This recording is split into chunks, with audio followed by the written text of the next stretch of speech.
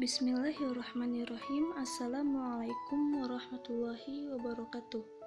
Perkenalkan, nama saya Inta Permatasari. Saya dari kelas 4 manajemen. Di video kali ini saya akan menjelaskan mengenai ma'rifatul insan, yaitu tentang hakikatul ibadah. Memahami hakikat ibadah kepada Allah. Ibadah berasal dari kata abada yang berarti menghamba. Dari kata itu kita temukan kata abdun yang berarti budak atau hamba. Nah, bisa disimpulkan bahwa hakikat ibadah adalah melaksanakan segala perintah Allah atau apa yang Allah cintai dan ridhoi dengan penuh ketundukan dan perendahan diri kepada Allah Subhanahu wa Ta'ala. Yang pertama yaitu perasaan. Artinya, merasakan banyaknya nikmat yang telah Allah berikan kepada kita. Di mana dalam Quran surah An-Nahl ayat 18 Allah berfirman, A'udzubillahi minasyaitonirrajim, wa in ta'uddu ni'matallahi la tuhsuha innallaha laghafurur rahim. Yang artinya, dan jika kamu menghitung-hitung nikmat Allah, niscaya kamu tak dapat menentukan jumlahnya.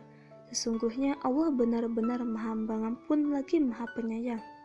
Allah Subhanahu wa Ta'ala telah memperingatkan bahwa sekalipun Ia telah melimpahkan nikmat yang tidak terhingga kepada manusia, namun manusia banyak membantah dan mengingkari nikmat-nikmat itu, seperti Nadar bin Haris, Ubay bin Khalaf, dan lain-lain. Mereka membantah bukti yang dikemukakan Al-Quran dan seruan Nabi SAW dengan tidak berdasarkan pada ilmu pengetahuan, hujah yang benar, dan wahyu dan kitab yang diturunkan Allah. Kemudian yang kedua yaitu merasakan keagungan Allah Subhanahu wa Ta'ala. Sebagaimana dalam Quran surah Al-Mulk ayat 1 Allah berfirman, A'udzubillahi minasyaitonirrajim, Tabarakalladzi biyadihil mulku wa huwa ala kulli syai'in qadir. Yang artinya, Maha suci Allah yang di tangannya lah segala kerajaan dan Dia Maha kuasa atas segala sesuatu. Oleh Ismail bin Umar al-Quraisy bin Katsir al-Basri ad-Dimashqi, Allah Subhanahu wa Ta'ala mengagungkan dirinya yang maha mulia dan memberitahukan bahwa di tangan kekuasaannya lah semua kerajaan, yakni Dialah yang mengatur semua makhluk menurut apa yang Ia kehendakinya.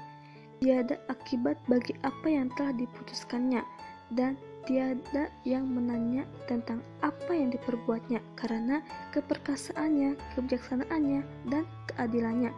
Untuk itu, Allah Subhanahu wa Ta'ala berfirman dan Dia Maha Kuasa atas segala sesuatu. Kemudian, hakikat ibadah yang kedua yaitu ibadah yang dilakukannya merupakan pertama, tujuan menghinakan diri. Sebagaimana Allah berfirman dalam Quran surah Fatir ayat 14, A'udzubillahi minasyaitonirrajim, In tad'uhum la yasma'u du'aakum walau sami'u ma astajabu lakum wa yawma al-qiyamati yakfuruna bisyirkikum wa la yunabbi'uka mislu khabir. Yang artinya, jika kamu menyeru mereka, mereka tiada mendengar seruanmu, dan kalau mereka mendengar, mereka tidak dapat memperkenankan permintaanmu. Dan di hari kiamat mereka akan mengingkari kemusyrikanmu dan tidak ada yang dapat memberi keterangan kepadamu sebagai yang diberikan oleh yang maha mengetahui. Maksud dari ayat tersebut, berlepas diri dari apa yang dilakukan oleh kalian, sebagaimana yang disebutkan dalam ayat lain melalui firman-Nya, dan siapakah yang lebih sesat daripada orang yang menyembah sembahan-sembahan selain Allah yang tiada dapat memperkenankan doanya sampai hari kiamat, dan mereka lalai dari memperhatikan doa mereka. Dan apabila mereka dikumpulkan pada hari kiamat, niscaya sembahan-sembahan itu menjadi musuh mereka dan mengingkari pemujaan-pemujaan mereka. Kemudian yang kedua yaitu tujuan kecintaan.